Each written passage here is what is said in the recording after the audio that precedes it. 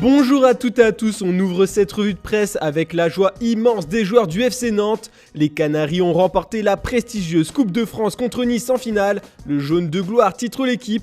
C'est la 4e de l'histoire du club, le premier trophée depuis 21 ans. Ils l'ont fait, s'exclame le quotidien régional Presse Océan sur sa première page. Au terme d'une finale assez équilibrée, c'est un pénalty de Ludovic Blas à la 47e minute qui a fait basculer la rencontre. Score final 1-0. Les joueurs de Christophe Galtier ont de quoi avoir des regrets éternels, comme l'écrit le journal Nice Matin en mettant en avant les Aiglons abattus. A noter qu'avec ce succès, l'équipe d'Antoine Comboiré disputera la phase de poule de l'Europa League la saison prochaine. De quoi donner encore un peu plus le sourire aux fans du club. Et plus tôt dans la soirée, ce sont les jeunes de l'Olympique Lyonnais qui ont remporté la Gambardella. Ils ont battu les Canets au tir au but. On retourne sur les bancs de Ligue 1. Grâce à Kevin Gamero, les Strasbourgeois ont obtenu 3 points importants sur la pelouse de Brest ce samedi, et ce sur la plus petite démarche 1-0. Le Racing intègre provisoirement le top 5 et se relance dans la course aux places européennes. Le droit de rêver titre les dernières nouvelles d'Alsace. Ce qui est sûr, c'est que Strasbourgeois et Brestois joueront l'année prochaine contre Toulouse. Quelques jours après avoir validé son ticket pour la Ligue 1, le TFC est officiellement sacré champion de France de Ligue 2 grâce à sa victoire 2-1 face au Nîmes Olympique. En tout cas, en Ligue 1, un homme continue de marquer l'histoire du championnat malgré son âge, Kylian Mbappé. Comme nous le rappelle le Parisien dans ses pages intérieures, l'international français suit les traces de Jean-Pierre Papin, seul joueur à avoir enchaîné 5 fois de suite le titre de meilleur buteur. Cette saison pourrait être le 4e titre d'affilée pour Mbappé.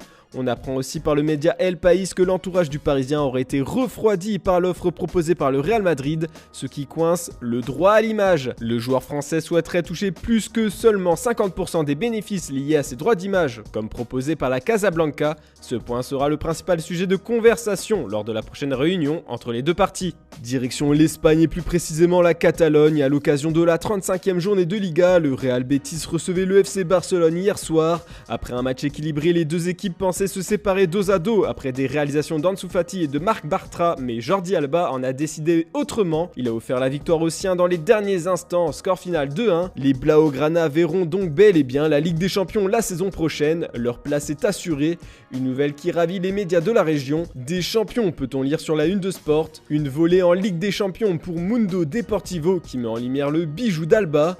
En Andalousie, on accuse le coup. Sans feu, écrit Estadio Deportivo, avec des béticos émoussés. Au Portugal, ça y est, la Primeira Liga tire son champion. Avec 6 points d'avance sur le Sporting à 2 journées de la fin de la saison, le FC Porto n'avait besoin que d'un match nul contre le Benfica hier soir. Les Dragons ont battu les Aigles 1-0 grâce à un but de Sanusi dans les ultimes minutes. C'est donc une mission accomplie, le FC Porto est sacré champion du Portugal pour la 30e fois de son histoire.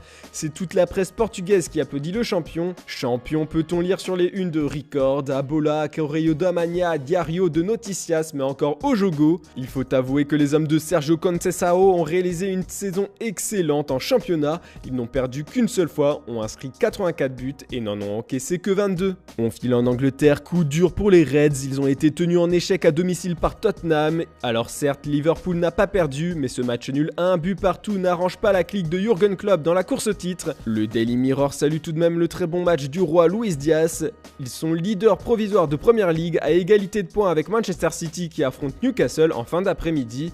Avantage City, titre le Daily Telegraph. Si du côté de Liverpool on a des inquiétudes pour la fin de saison, à Manchester United on a complètement baissé les bras. Sévèrement battu par Brighton ce samedi 4-0, Manchester United ne jouera pas la Ligue des Champions la saison prochaine, c'est acté. Cette énième désillusion, c'est la goutte d'eau qui fait déborder le vase pour Ralf Rangnick.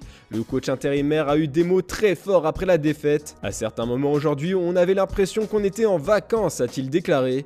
Ralf Rangnick a aussi tenu à s'excuser auprès des supporters qui ont fait le déplacement pour cette terrible performance. Bruno Fernandes est du même avis que son coach. Le Portugais a admis qu'ils ne sont pas dignes de porter le maillot d'United. Ces catastrophes sur catastrophes découragent Cristiano Ronaldo. Le quintuple ballon d'or a discuté de son avenir avec Sir Alex Ferguson lors d'une série de réunions privées. Malgré son âge, Ronaldo souhaite jouer autant de matchs que possible et cela pourrait mener à un conflit si le futur coach ne veut l'utiliser qu'avec parcimonie pour préparer l'avenir du club. Le futur de Ronaldo est donc dans les mains d'Erik ten Hag. Enfin, le nouveau propriétaire de Chelsea fait la une des tabloïds du pays.